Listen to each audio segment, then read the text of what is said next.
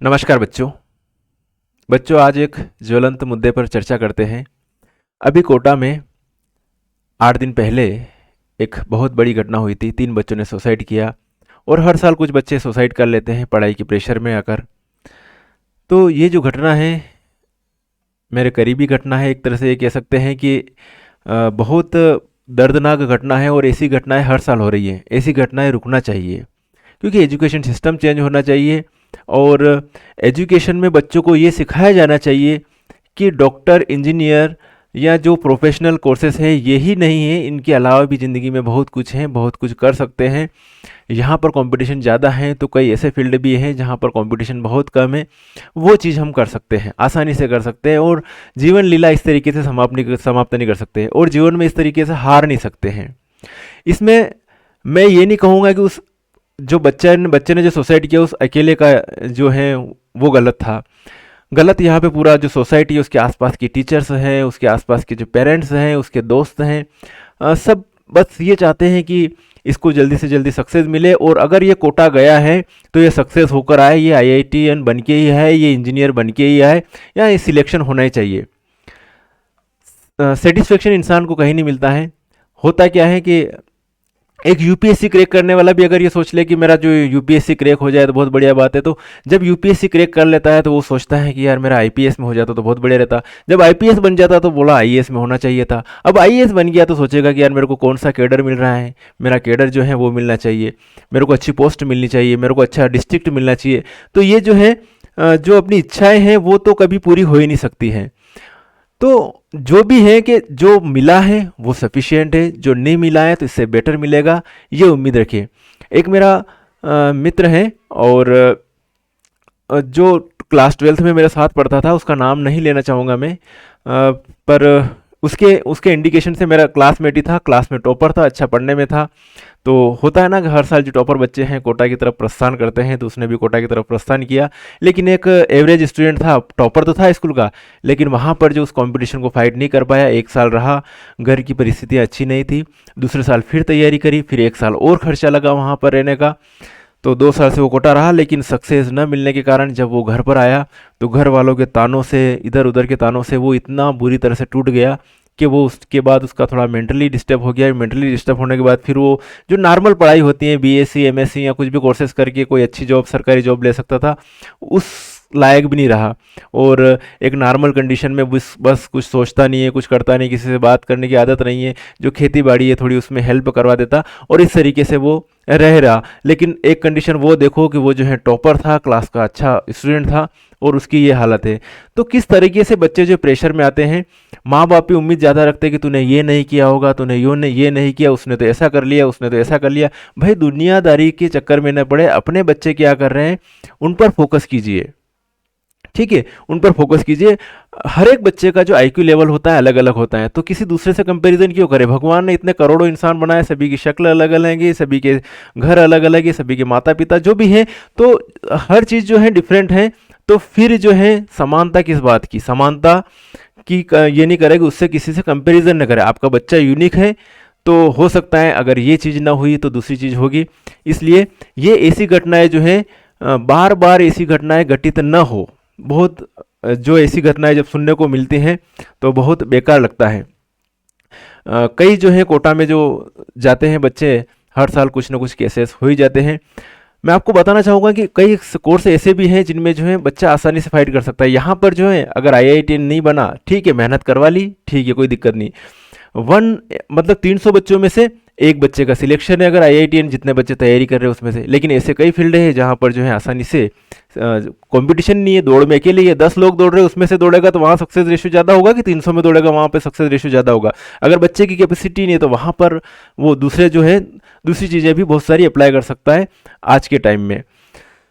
तो दूसरी बात ये है कि जो कई बच्चे जो रहते हैं और पेरेंट्स भी ज़्यादा उम्मीद कर बैठते हैं, जो नॉर्मल फैमिली से रहते हैं, मध्यम वर्गीय लोग रहते हैं, बहुत ज़्यादा उम्मीद कर बैठते हैं। और इतना ज़्यादा उम्मीद कर बैठते हैं कि बच्चों को पढ़ाने के लिए भैया कि बस यही सब कुछ है, हम तो दाव पे लगा देंगे। तो हो सकता है उसमें से 100 में से एक आध सक्सेस हो, लेकिन जो 99 सक्सेस ना हो रहे हैं उनके लिए बहुत बुरा हो जाता है। उनकी जो है पूरा जो टूट जाता है इंसान, फैमिली वाले भी टूट जाते हैं, जीवन भर कर्जा देते रहते हैं, और वो बच्चा खुद टूट जाएगा कि मेरी वजह से मेरी फैमिली डिस्टर्ब हुई है, ये होता है। तो आज के टाइम में चॉइस करे, ऐसा ना है कि कोई रिजल्ट दे रहा है उस कोचिंग की तरफ ज़्यादा फीस ले रही है, ये रिजल्ट दे रहा है उसी कोचिंग पर जाए। कई सारी ऑनलाइन क्लासेस भी तो हैं जो कम पैसे में करवा रही है, तो अपने फैमिली बैकग्राउंड देखिए, कम से कम पैसों में अगर आप करना चाहोगे तो कम से कम पैसों में भी सारी चीज़ हो जाएगी। और जो रिजल्ट देते हैं ना कोचिंग क्लास वाले, वो कैसे रिजल्ट दे रहे हैं, वो उनका एक तरीका अलग होता है। वो पहले ही ढूंढ लेते हैं कि भैया उस स्कूल का जो टॉपर बच्चा था वहाँ पर उस बोर्ड में इतने परसेंट बने थे, वो टॉपर है। उन बच्चों से आप सोच लो, एक जो नॉर्मल बच्चा रहता है उससे तो फीस ली जाती है, और अलग अलग बेच फिक्स हो रही थी कि इस बेच में से सिलेक्शन होना ही होना है, और उनको कोचिंग वालों को ये भी मालूम है कि इस बेच में से एक भी बच्चा सिलेक्ट नहीं होगा। ठीक है, तो हर एक उनको मालूम रहता है, तो जो कोचिंग क्लासेस वाले पहले ही सिलेक्ट कर देते हैं ये बच्चा टॉपर है, तो उस टॉपर बच्चे के घर पे चले जाते हैं, उनको पैसे दे देते, पैसा पढ़ने का उनसे पैसा नहीं ले रहे, भाई साहब आपको पैसा दे देंगे, आप हमारी कोचिंग में आ जाइए, हमारी कोचिंग पर पढ़िए, ऐसी ऐसी चीज़ें होती है। तो उस बच्चे से और पैसा दिया जाता है उसको पढ़ने के लिए, और फिर रिजल्ट इंप्रूव किया जाता है। उन बच्चों के लिए जो टॉपर बच्चे उनके लिए तो सारी फैसिलिटीज़ है, लेकिन जो एवरेज बच्चे उनके लिए फैसिलिटीज़ नहीं है, उनके लिए टीचर भी वैसे नहीं है। टीचर जो एवरेज टीचर होंगे वो जो जिन फैकल्टी को कम पैसा दे रहे हैं उनसे पढ़वा देंगे। तो टीचर भी star teacher, 2 star, 3 star, 4 star, जो भी अलग अलग टीचर कैटेगरी जो बांटी रहती है जो कोचिंग क्लासों में, कि ये इस बैच को पढ़ाएगा। कौन सिलेक्शन वाली बैच है, ये सिलेक्शन वाली बैच है, यहाँ से सिलेक्शन ज़्यादा से ज़्यादा जाएंगे। भैया तुमने 1 लाख बच्चे पढ़ाए थे और आप रैंक में 20 बच्चे 25 बच्चे बता रहे हो, तो बाकी जो माइनस में कर लो, 1 लाख में से इतने सिलेक्शन हुए, 50 सिलेक्शन हुए, 100 हुए, 200 हुए, 500 हुए, कितने सिलेक्शन हुए वो सिलेक्शन बता दो, तो सिलेक्शन रेशियो कितना कम है। तो ये चीज़ रहती है। तो ये कोचिंग इंडस्ट्री का काला सच है।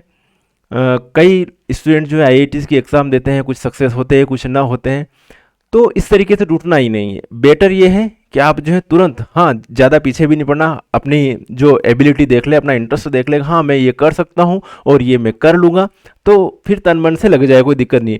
लेकिन फिर भी ऑप्शन रहे सेकंड ऑप्शन की, ये नहीं होगा तो ये तो कर ही लेंगे अपन, लेकिन कर्ज लेके पढ़ाई मेरे हिसाब से तो नहीं करना चाहिए। क्योंकि आजकल इतने साधन हैं कि आप ऐसा नहीं सोचो कि मैं ये करूँगा या उस कोचिंग में जाऊँगा तो सिलेक्शन होगा।